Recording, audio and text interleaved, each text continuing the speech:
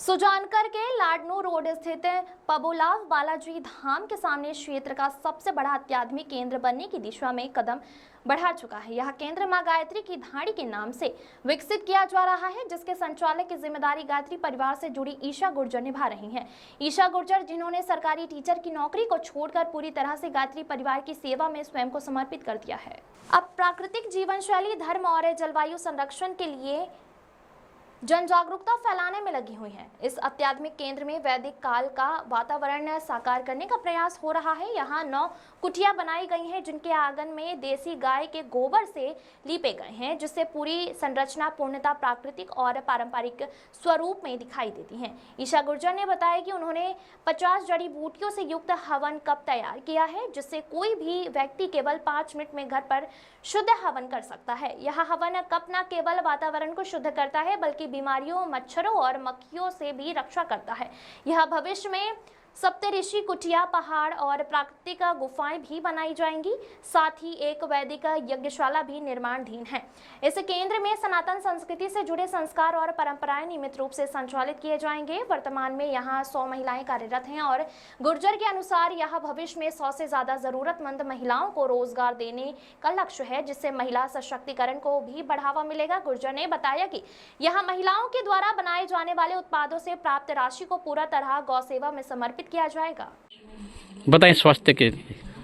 आज से पहले सालों पहले चरक संहिता और सुश्रुत संहिता में भी आयुर्वेद के बारे में बताया गया है।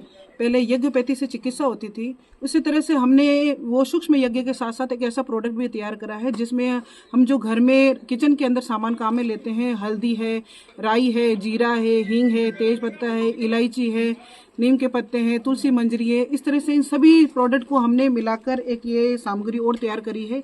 इसके कप भी तैयार किए जा रहे हैं और इसके कप के जो धुआं है उसको सूंघने से वायु के माध्यम से इस जो औषधियों के सारे गुण हमारे शरीर में जा रहे हैं, जिससे शरीर में कई तरह के विकार दूर होते हैं, जैसे डिप्रेशन है, माइग्रेन है, नसों में ब्लॉकेज है, अवसाद है, इस तरह की कई बीमारियों का उससे इलाज हो रहा है। की दानी में मैडम ईशा गुर्जर जी के सानिध्य में काम करते हैं। यहाँ पे मैडम ने है ना जो प्रकृति के समीप आकर काम कैसे करते हैं वो हमको सिखाया है। मतलब ये गायों की सेवा करना, पशु पक्षियों की सेवा करना, सबकी सेवा करते हैं यहाँ पे हम मिलजुल के, और उन्हीं के प्रोडक्ट से हम ये सामान बनाते हैं, जिससे क्या जैसे हम सबके घरों में शुद्ध प्राकृतिक वस्तुएं भेज रहे हैं और ये प्रोडक्ट हम खुद भी अपने घर में यूज में लेते हैं। इसके साथ जैसे हमें गायों की सेवा हो जाती है, पशु पक्षियों की सेवा हो जाती है, और जैसे आज हम काम कर रहे हैं हम भी जैसे थोड़ा बहुत पैसा कमा लेते हैं, इसी तरह जैसे आने वाले समय में सैकड़ों महिलाएं इससे जुड़कर अच्छा पैसा भी कमा सकती है। तो पशु पक्षियों की सेवा भी हो जाएगी, गायत्री माता की भी साधना हो रही है हमारे साथ साथ, और ये बस रोजगार भी मिल जाएगा सबको। सभी को नमस्कार। माँ गायत्री ढाणी में आप सभी का स्वागत है। आप माँ गायत्री की ढाणी अध्यात्म के क्षेत्र में काम करने के लिए इस ढाणी का निर्माण किया गया है। गायत्री परिवार से मैं जुड़ी हुई हूँ, यहाँ सुजला क्षेत्र की व्यवस्थापक हूँ, और गायत्री परिवार का जो काम है घर घर यज्ञ और घर घर गायत्री पहुँचाने का मेरा कार्य है, जो मैं इस ढाणी के माध्यम से अब मैं किया करूँगी। यहाँ मैंने इस ढाणी में तरह तरह के विभिन्न संस्कार किए जाते हैं, जिसमें पुंसवन संस्कार है, अन्नप्राशन संस्कार है, विद्यारंभ संस्कार है, विवाह संस्कार है, साथ ही विवाह दिवस और जन्म दिवस भी इस ढाणी में मनाया जाता है।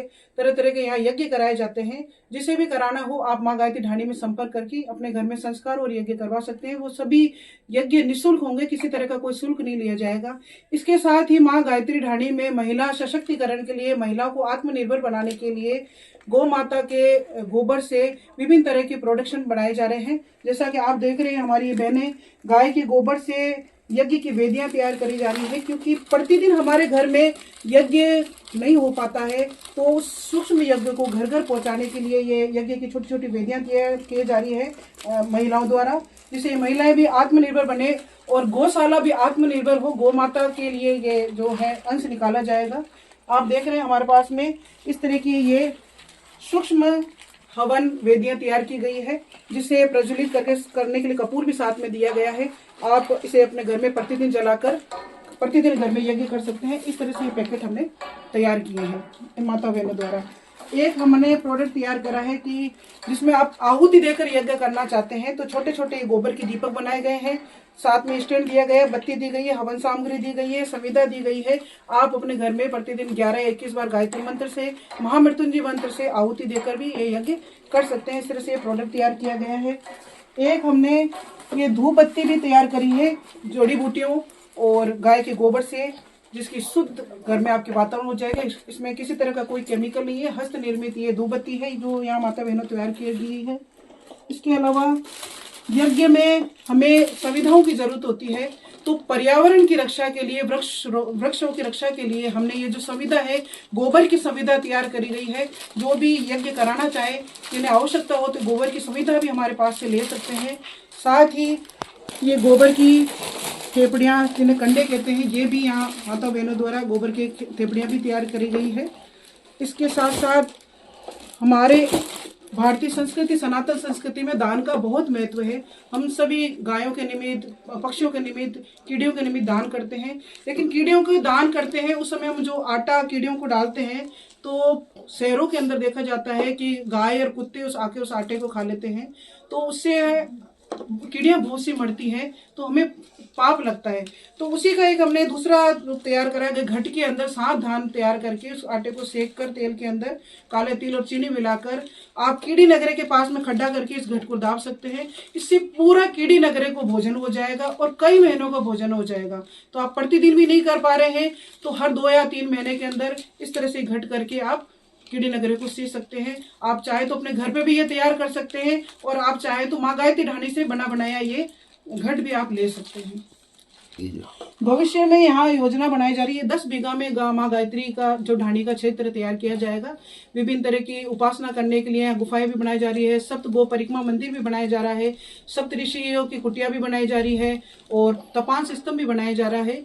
और भोजन जो आज हम गैस पे करते हैं वो उसकी जगह चूल्हे वाला भोजन है, जिससे लोगों को शरीर को भी लाभ मिले। नेचुरोपैथी और पंचकर्म भी यहाँ पर आने वाले टाइम में किया जाएगा और इसको विस्तृत रूप से किया जाएगा। साथ ही आज तो हमारे पास में 8-10 महिलाएं हैं, करीबन 100 से ऊपर महिलाओं को यहाँ रोजगार भी उपलब्ध कराया जाएगा और 100 गायों को भी यहाँ पर गौशाला में रखकर उनकी सेवा की जाएगी।